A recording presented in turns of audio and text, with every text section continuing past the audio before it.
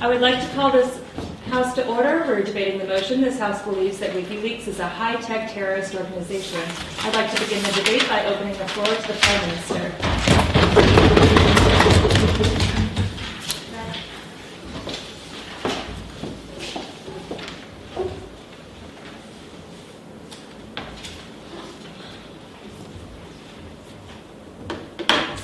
What is WikiLeaks?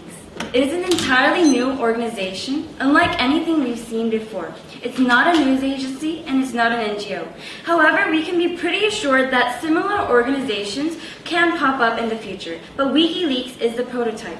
That said, we have a need to classify, assess, and address these new hybrid organizations.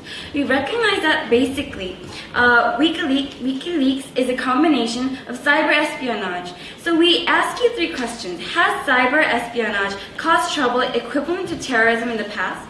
Yes. Take the example of the Cold War, etc. Has WikiLeaks done stuff equivalent to cyber espionage? Yes. It has leaked classified information. In other words, stole information by hacking. Has WikiLeaks caused trouble equivalent to terrorism?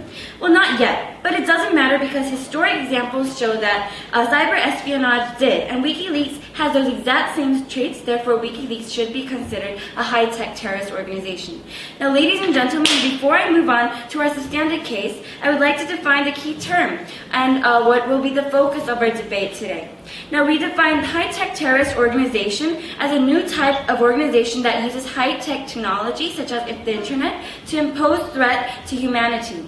Now, the justification is that by terrorist organization, we don't mean the radical, the extremely violent terrorist organizations like the Al-Qaeda. By terror, we also don't mean that we are committing homicide like the 911. Since it's an unprecedented organization, we will choose to call WikiLeaks an organization that poses high-tech terror, which is also a new kind of threat to humanity. In this debate, we focus on high-tech terrorists itself, not the concept of terrorist organization. Now let's move on to a substantive case. First, the threat to international community. Second, the threat to the nation, the national security. And third will be dealt upon by our Deputy Prime Minister, the threat to the individual. Now I will be dealing on our first and second arguments. First of all, the threat to international community. Now we see that the classified information that WikiLeaks reveals includes some information and secrets that should not be exposed for diplomacy. Now there will be diplomatic conflicts. Effective diplomacy depends on the ability of the diplomats to communicate candidly. WikiLeaks undermines that candor by creating the risk that every statement a diplomat or policymaker makes could be exposed to the world. Under these conditions, no one will be really wanting to be honest, especially if candid honesty could lead to negative consequences for themselves in the future, or their countries in the future. The more WikiLeaks embarrasses and exposes people, the stronger this effect becomes. So look at the attorney-client privilege. It exists for a similar reason, to promote free and open communication between lawyer and client. Otherwise, the client would just lie and the attorney would be unable to work effectively. Now, WikiLeaks therefore causes international communication to be less honest and less open. The failure to maintain these open and honest communication leads directly to diplomatic conflicts, maybe even war. Most wars are caused by nations misjudging each other.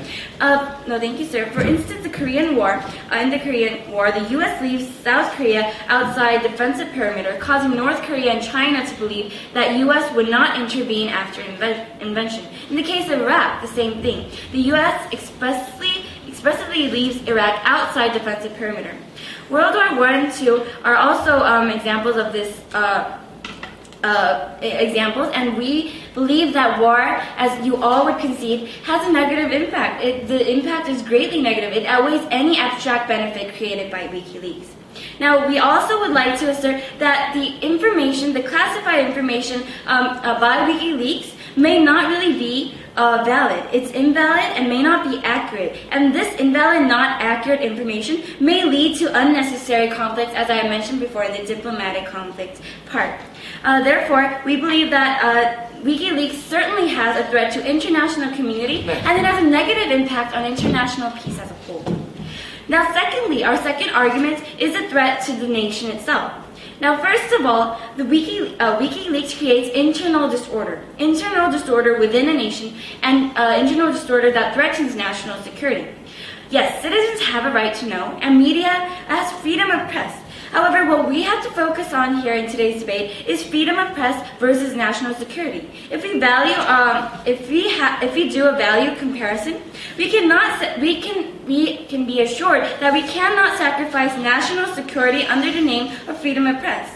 The secret should be kept secret because the significance of national security.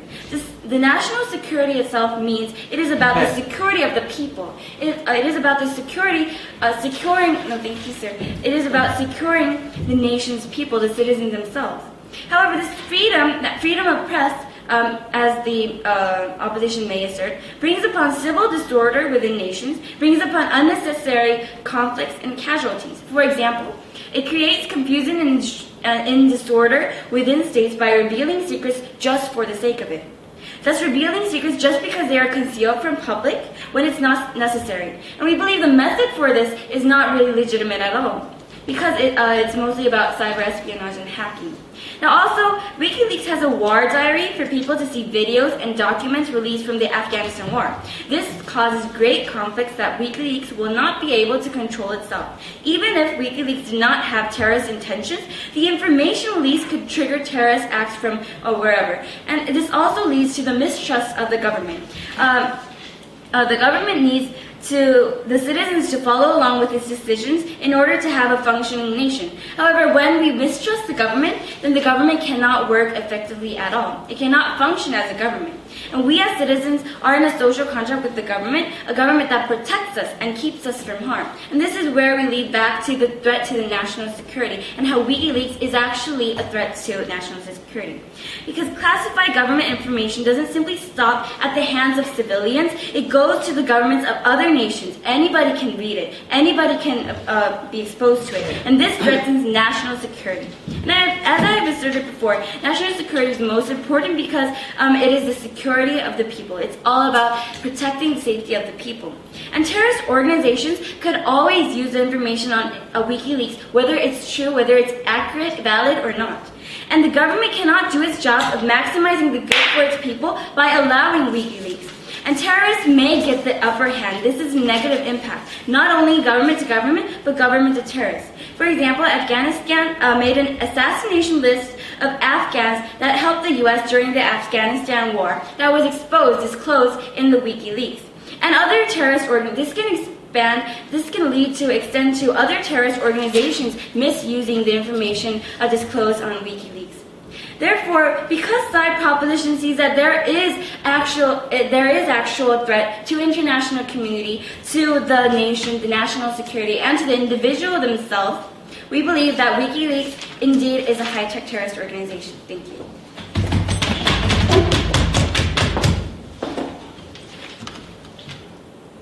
I'd like to thank the Prime Minister for her speech, and I now open the floor to the Leader of the Opposition.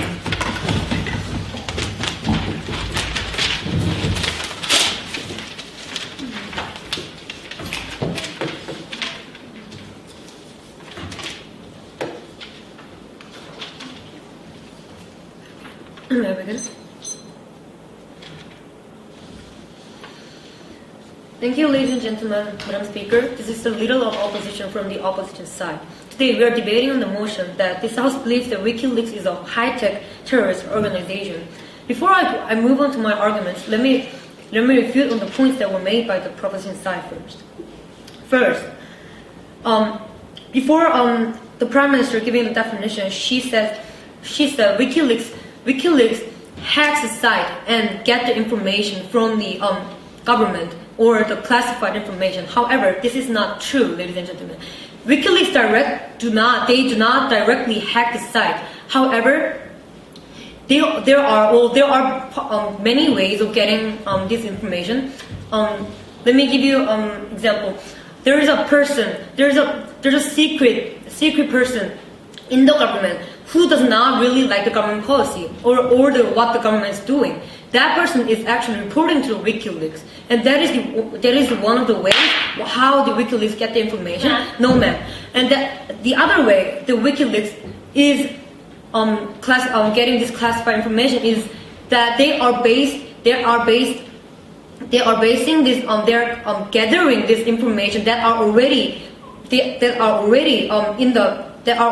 going around in the back street, that are already going around in the back street. They do not hack the site, ladies and gentlemen. They gather this secret information that already go around that already go around the back behind, and they collect this pivotal information, and they actually put it together, and they make it they present it to the citizens. And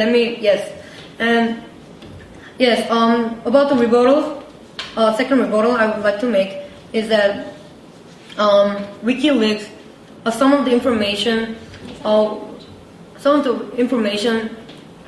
the WikiLeaks is invalid. However, ladies and gentlemen, let's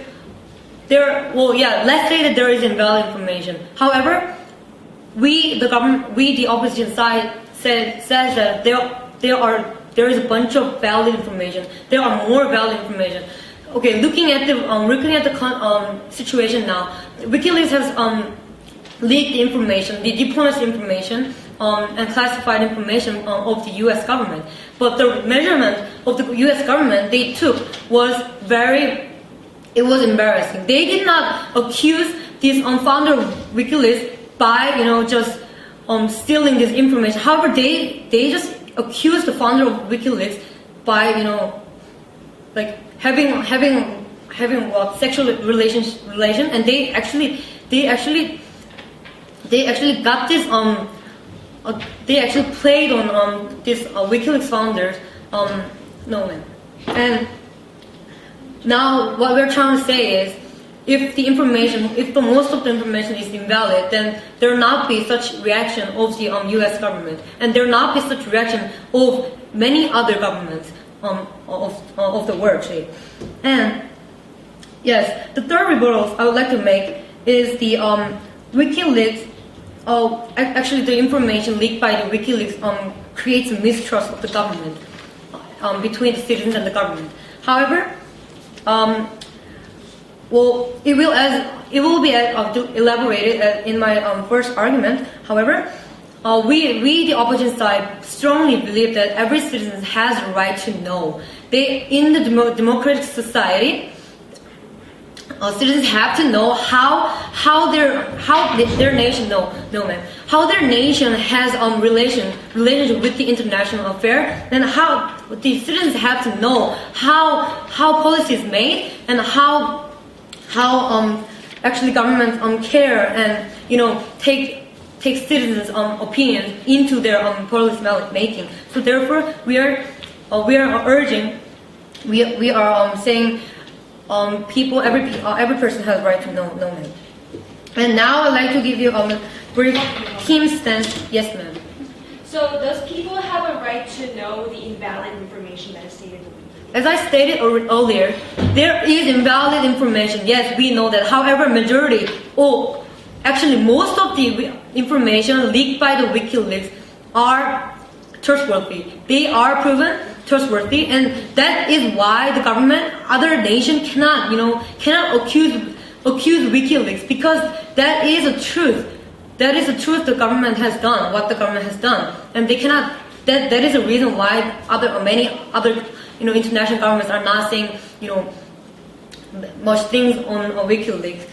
And let me continue on with my team stance, which is WikiLeaks is just another form of journalism. And this team stance, let me give you a brief team split. As a leader of opposition, I'm going to talk about the first argument, which contributes to people's right to know, and second argument, difference between terrorism and journalism, and third argument, raises public awareness and interest in social issues. The first argument I'm going to elaborate, and the second and third will be elaborated by our deputy leader of opposition. And our whip is going to wrap up the debate by giving her all overall opinions and rebuttals.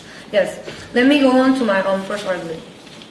By the people, of the people, for the people. This is the basic statement for the democratic society.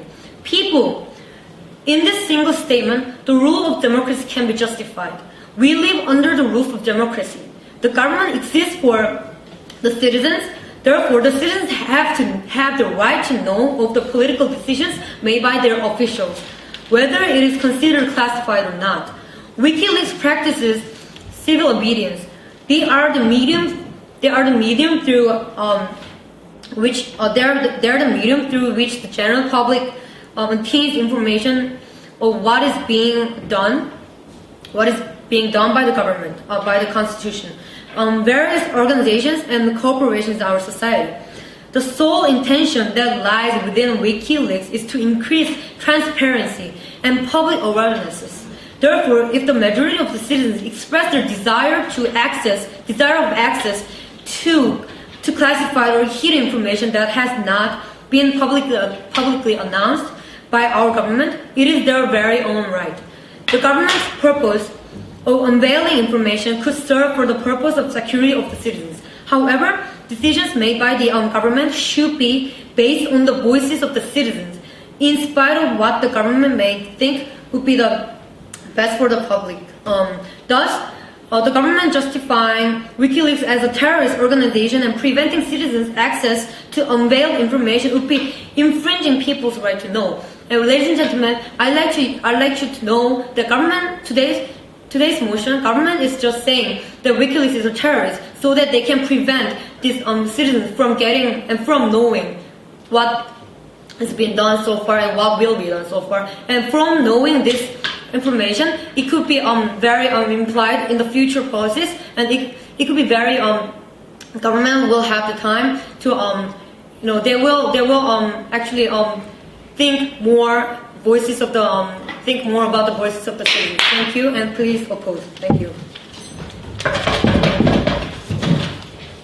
I'd like to thank the Leader of the Opposition for her speech, and I would like to now open the floor to the Deputy Prime Minister.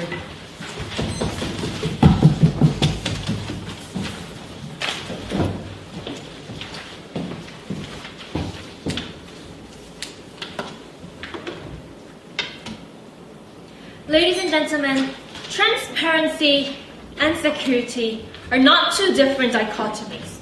We believe that both of them should be carried out at one single time.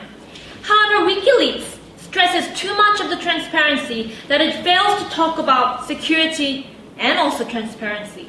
And I'd like to explain to you how this logic works throughout my speech. Well, I'd first like to look at what has already happened in today's debate before I move on to the threat to individuals that the WikiLeaks can prevail. Well, so, let's look at what our Prime Minister has brought up to the table. She gave you two very clear substantive points. First, she's told you that WikiLeaks threatens the international relationship because of too much transparency. Then second, she told you that WikiLeaks threats the nation and stressed for you the necessity of security and secrecy. Well, so to move on to my first point. Our Prime Minister has explained to you how too much transparency actually leads to less transparency. And I'll explain to you this seemingly paradox, how this seemingly paradox actually does empirically stand. For example, cases like China, where secrecy of government is to an extent that is unbearable and intolerable.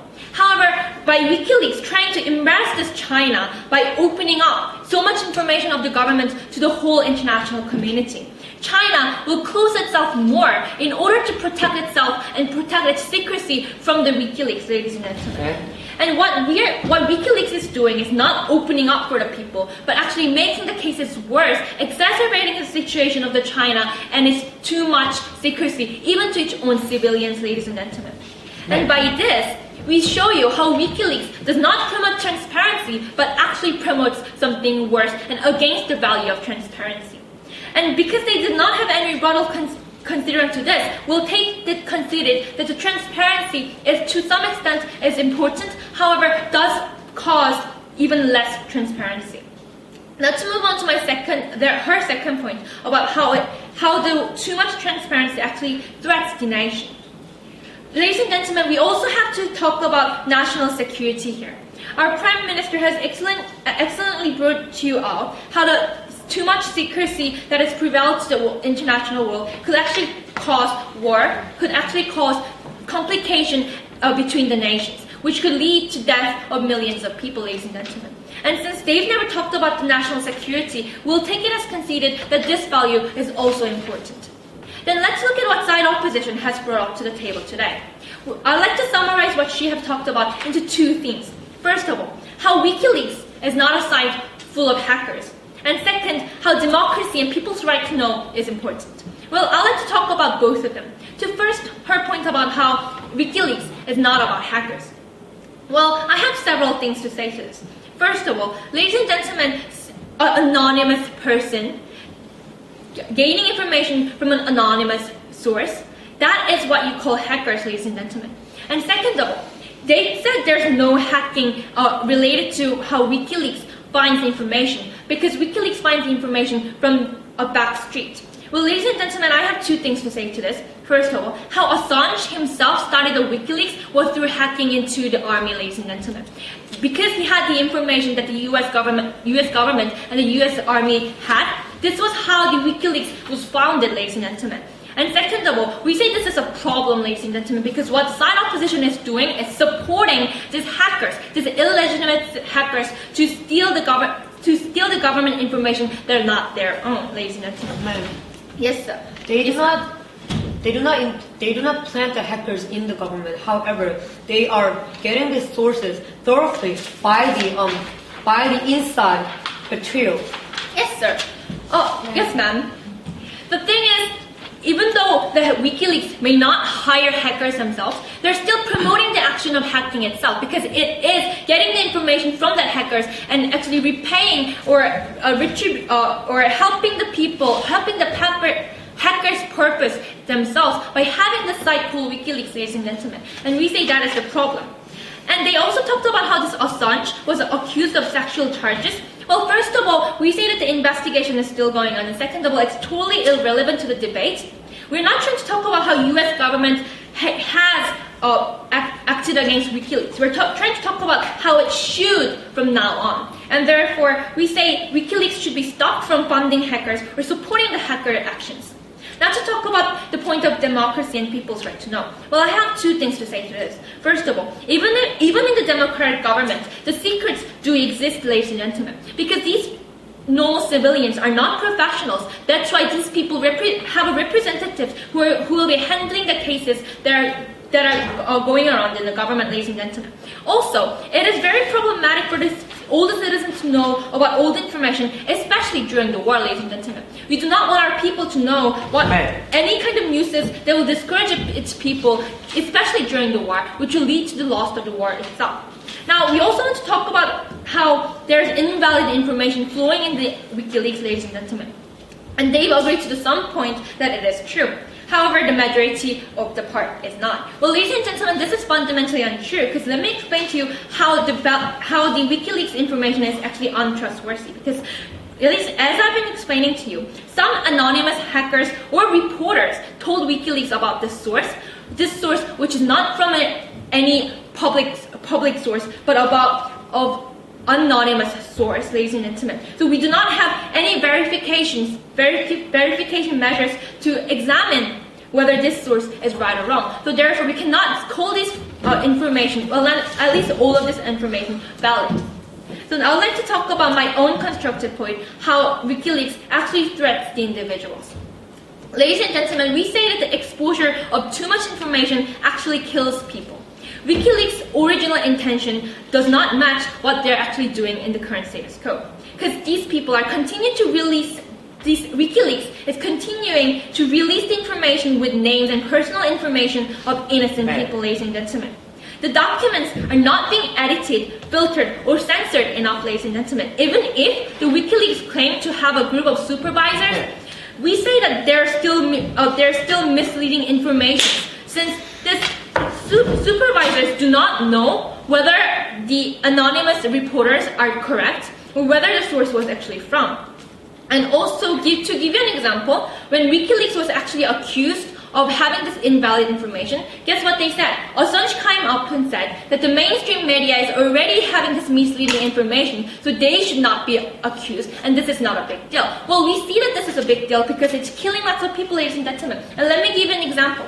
Terrorist group in Afghanistan was actually able to gain the list of people that they will be assassinating through the WikiLeaks, ladies and gentlemen. And these people actually have died through the terrorist actions. This is why organizations like Amnesty International, Campaign for Innocent Victims in Conflict, and Afghanistan Independent Human Rights Commission, and etc. are actually against the actions of WikiLeaks, ladies and gentlemen. And to actually feed you with more of the examples. WikiLeaks actually hacked into email accounts of high-profile figures, especially Sarah Palin, exposing her family email and phone addresses to everyone in the international community. This actually puts her in danger not only of harassment, but of kidnapping, ladies and gentlemen. And also, Representative Jane Harman, who is deeply involved in the national service issue, said her staff visited WikiLeaks site and saw plenty of information the Taliban could actually exploit. So we've given you empirical evidence, and we strongly beg you to propose. Thank you very much. I would like to thank the Deputy Prime Minister for her speech, and I now open the floor to the Deputy Leader of the Opposition.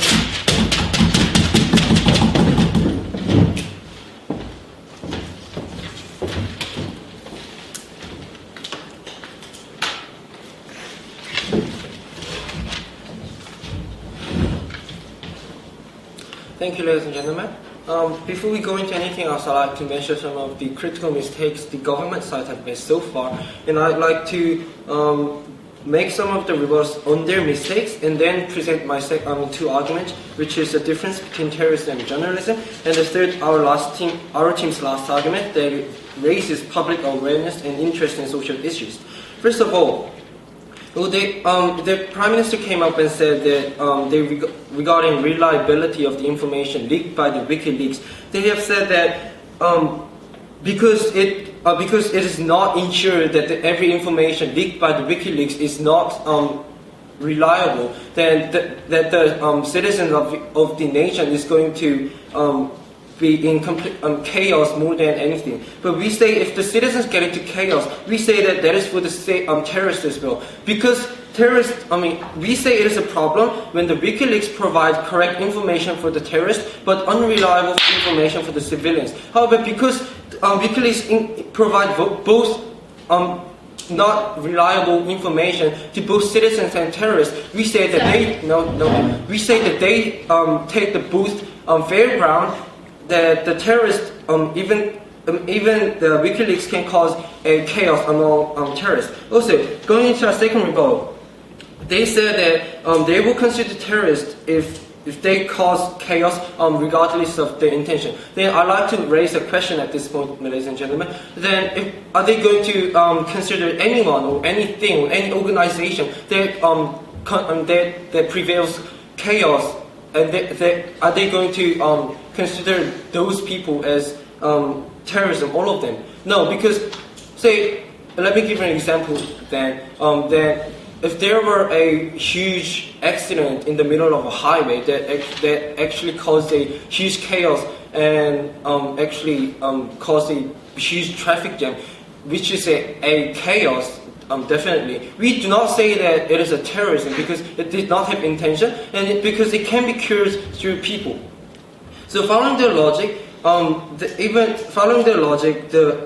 everyone who creates chaos in the society should be considered as a terrorism, but which I just rebutted doesn't make sense. And going into the third rebuttal, they have made assumption that if the WikiLeaks exists, then every secured, every classified, and even not every, nearly most of the classified information is going to be leaked. However, we say this is an assumption because just because WikiLeaks exists, that doesn't mean that the total bunch and almost everything, every information is going to be leaked to the terrorists, and they're going to misuse this information. We say that even the WikiLeaks exists, there are also methods and ways to prevent WikiLeaks from hacking this information, and we say that still there remain certain security systems that prevent WikiLeaks from hacking. So we say that is an assumption. Okay, and going into our fifth question.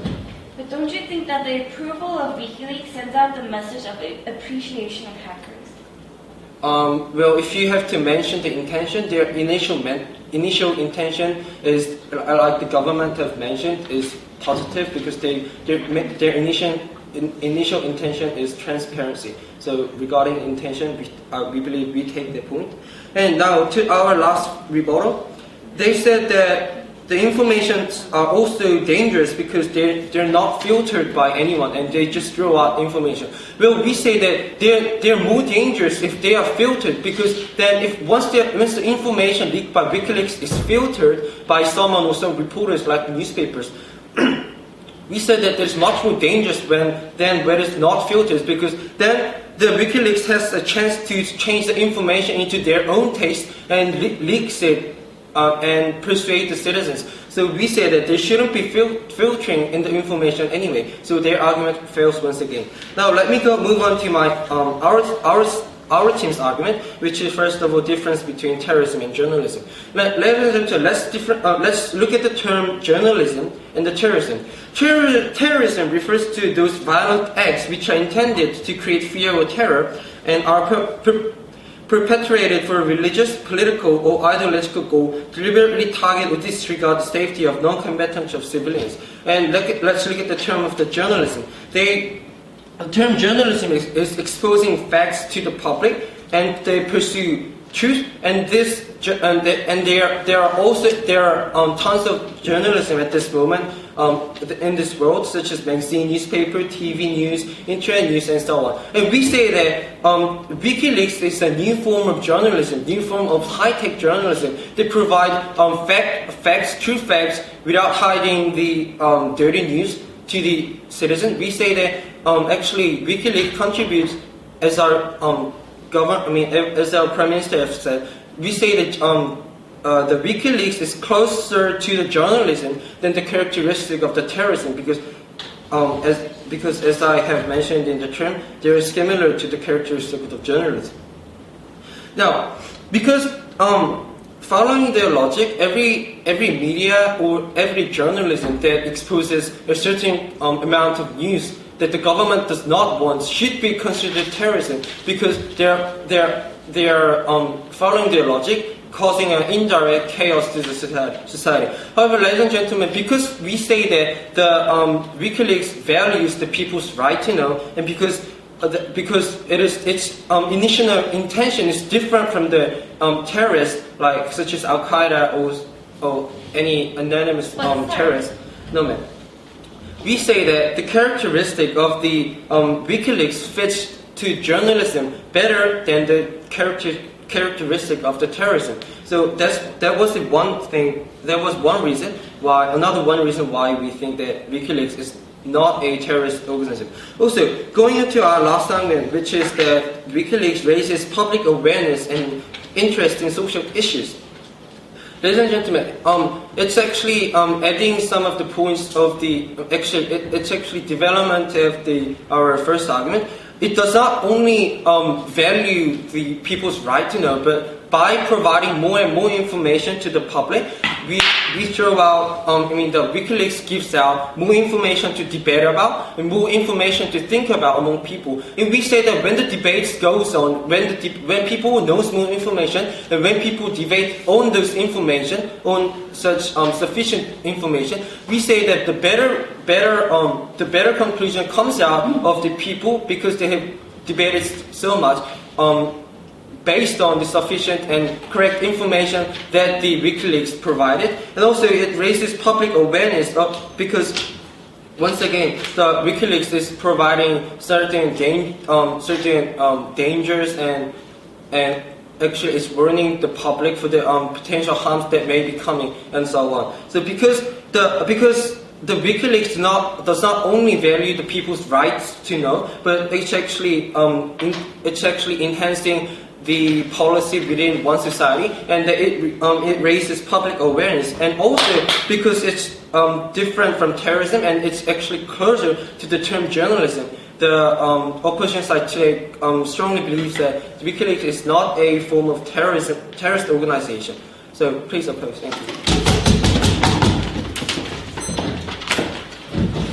I'd like to thank the Deputy Leader of the Opposition for his speech, and I now open the floor to the whip speaker from the government.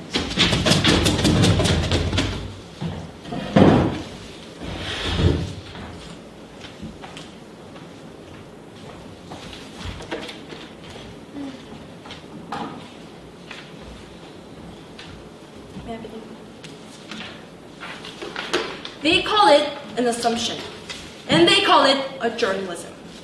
However, people died because of WikiLeaks in Israel.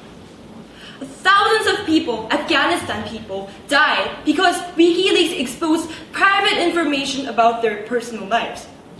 And the actual terrorist organization like Al-Qaeda misused those information because with WikiLeaks indiscriminately scattered the information that is not even valid. So we see, because of this consequence, it's not merely a journalism that has the function of informing to people. We see that WikiLeaks is just something else other than journalism because its impact is so immense compared to the mere impact that journalism can give us to society. So there should be a single term. There should be a new kinds of term that will characterize WikiLeaks. And that justifies the stance of the proposition that this motion should be taken home. I'm going to do 3 things in my speech. First, prove which one is responsible, WikiLeaks or hackers. And second, prove which one is more accurate, government's portrayal of the WikiLeaks or the opposition's portrayal of the WikiLeaks. And third, which one pursues greater value. Let me straightly move on to my first clash, which is about the responsibility.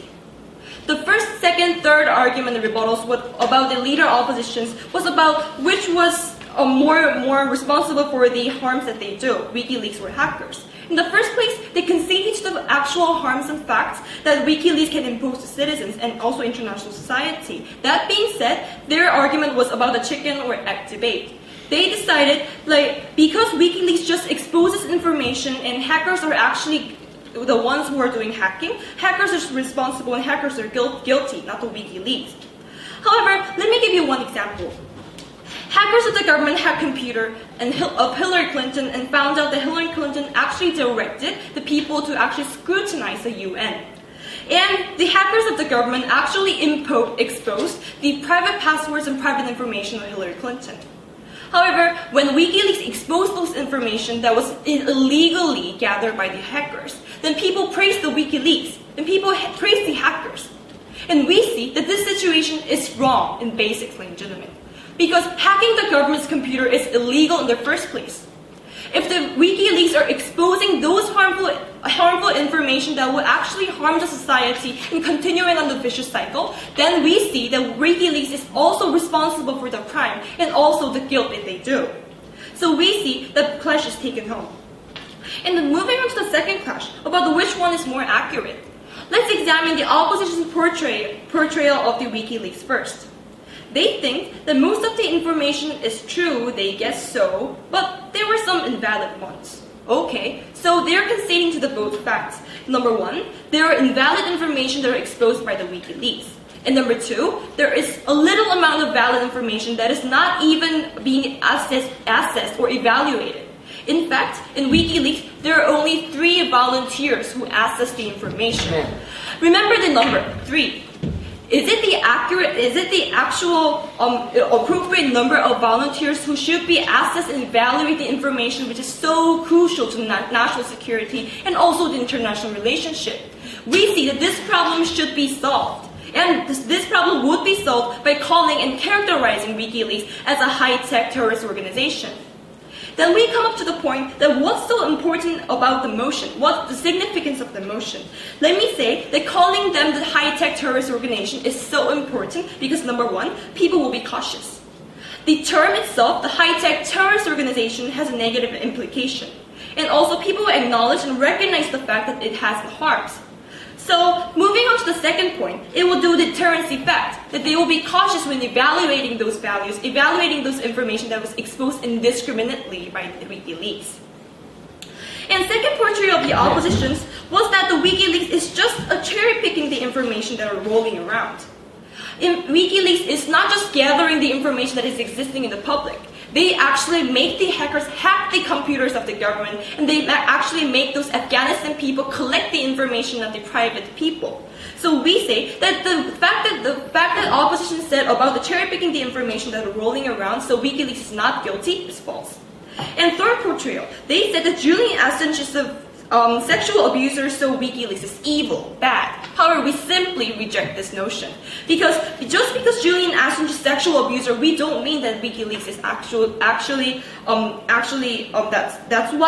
the WikiLeaks is evil. So that's a faulty reasoning which has no relation to their stance. So we reject the point.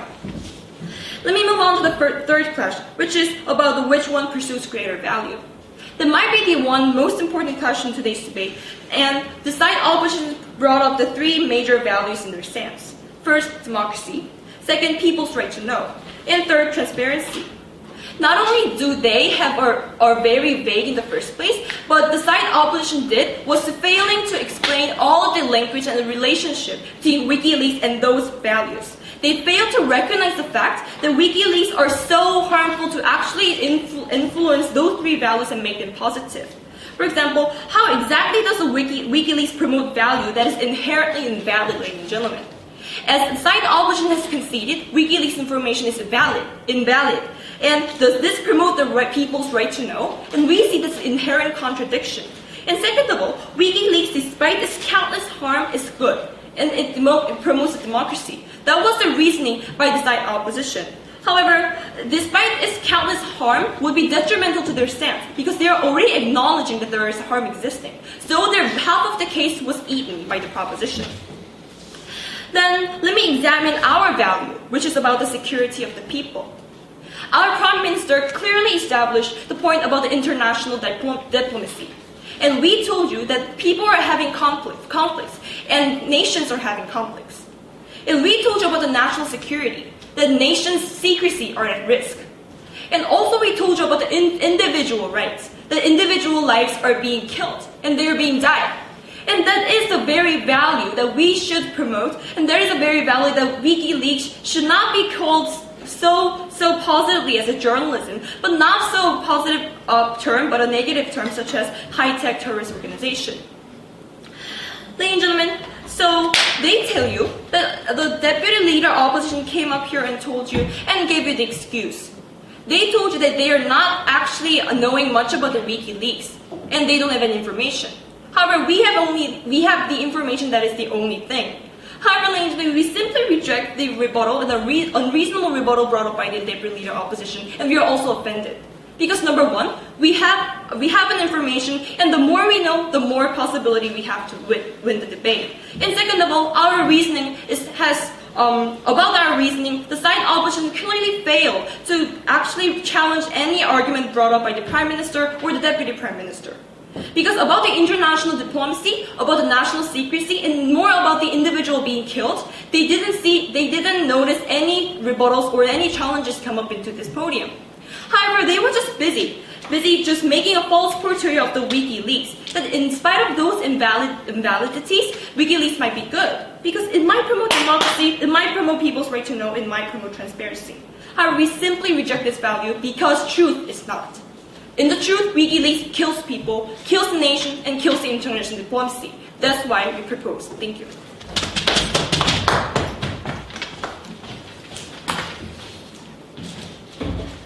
I'd like to thank the government whip for her speech, and I now would like to open the floor to the whip speaker from the opposition.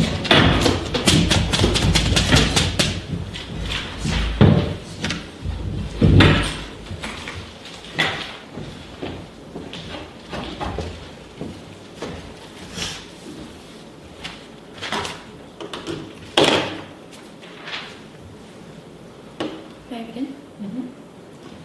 We want to live in democracy under a government that does not abuse its power by using it to unveil classified, as they say it, information from the public.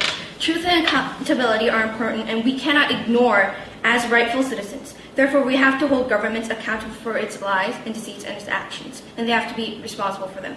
In my speech, I would like to talk about why the government substantive does not stand. First, how WikiLeaks can be justified as a high-tech terrorist organization, and second, the drastic effects suggested by the government that the WikiLeaks brings on the society, and why we take this debate home. I would like to first elaborate on the rebuttals and move on to the clashes. My first rebuttal would be on the definition. They mentioned about their definition on terrorism. They mentioned that WikiLeaks causes terror, therefore raises threat, and can be justified under the term of a terrorist organization. However, they have failed to come up with a clear definition of what terrorist organization means in terms of its purposes and the effect that it has on the society.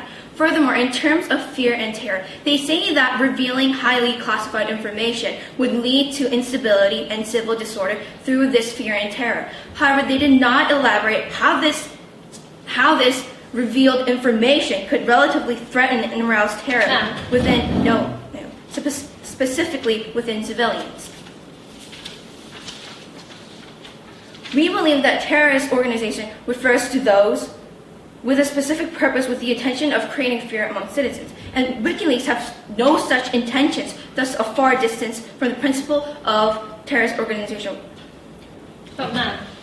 No, ma'am. We believe that WikiLeaks is rather a form of journalism, and the ideal of journalism is to inform citizenry. WikiLeaks can be considered as a form of journalism with no difference from any other mass media except the rate of the classification of the information they handle. Moving on to my second rebuttal, the effectiveness that it has to the diplomacy. The government has come up with their substantive suggestion that WikiLeaks undermines the significance of this diplomacy and thus causes international diplomacy to be less open and harm the environment. However, we disagree. We believe that by revealing these shades of leaders, the backside of the actions taken by governments and organizations could actually lead to a more reliable and more open international environment for diplomats. WikiLeaks serve for no specific government, organization, or conventions. They are an individual organization which serve for the purpose of journalism to inform citizenry. Therefore, the opposition strongly opposes to their substantive about weakening diplomacy regarding two things: the purpose and the consequences that WikiLeaks brings. Before you move on, ma'am. No, ma'am. The third rebuttal that I would like to talk about is about the thing that the whip speaker has mentioned in her speech. She mentioned about that the information revealed by the WikiLeaks is being invalid and unreliable. Just because the information that WikiLeaks obtains is from anonymous sources does not lead to the conclusion that it is invalid and reliable. WikiLeaks is an organization with certain recognition and has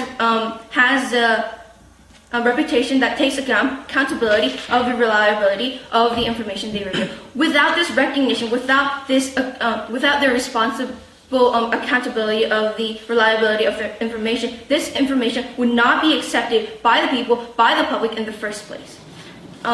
Moving on, I would like to talk about my clashes. For the first clash, about what both sides think is important: the result by the government and the intention by the opposition. The government presents that the results, the consequences that WikiLeaks has brought into our society is creating disorder and terror and civil disorder, civil chaos that can be justified under the term of terrorism. However, we believe that the intention that lies within WikiLeaks revealing highly classified information is increasing transparency, therefore maximizing awareness within the public so that they can actually participate in developing our government systems. Ma'am.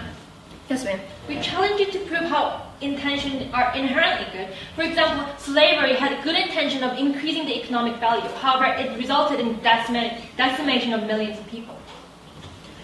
We can actually say that slavery had good intention. Looking from the big picture, it was like the greed and the evil intentions of individuals. In our substantives, we have clearly proven to you the differences between terrorism and journalism and how WikiLeaks falls into the category of journalism. WikiLeaks do not operate for a political or economic purpose or to gain political power. Starting from November 28th, WikiLeaks have revealed numerous diplomatic cables in the U.S. This leak actually forced a clampdown on intelligence sharing between agencies and news messages. And the purpose for this leak was for the WikiLeaks to increase transparency and to inform the citizenry. Moving on to the second clash, the effect to the society that WikiLeaks brings. The government's clearly mentioned to you that it causes internal and civil disorder and difficulties diplomatically. They have provided you with examples but did not elaborate clearly enough on how WikiLeaks directly causes these kind of disorder. As in the effect WikiLeaks has on our society, we have presented you with two analyses. First, on the contribution to the individual's right to know by raising awareness, and second, the contribution to enhancing governmental systems. The first analysis. Our government is formed on the basis that the voices of the citizens shape the government's policies. By the citizens being alert and aware of these highly classified information revealed by WikiLeaks, they can shape our constitution and put it back on the right track. Moving on to the second analysis. I have previously presented you with the example of the leak numerous diplomatic cables, the leak of numerous diplomatic cables in the U.S. This leak actually forced a clampdown on intelligence sharing between agencies and brought new measures to control electronically stored secrets. Also, this also led to the enhancement because diplomats and officers worked to diminish this closure's impact on foreign counterpart. As in the example, we believe that WikiLeaks, with the ideal of informing citizenry, does more good to the society than harm. This final class I would like to talk about is what it is national security versus the right to know. Democracy is the key and actual thing that supports our government.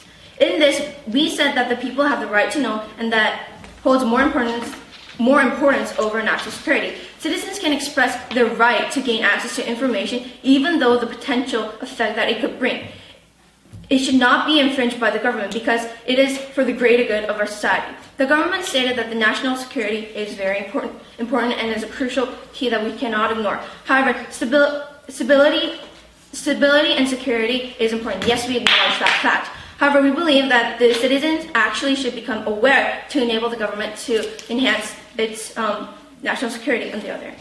We believe that WikiLeaks tries to make the world more civil and act against abusive organizations that are pushing it on the opposite direction, and we have offered you clearly with our substantive and proven to you why the government does not stand still. So please oppose. I'd like to thank the WIC speaker from the opposition and then open the floor to the reply speaker from the opposition.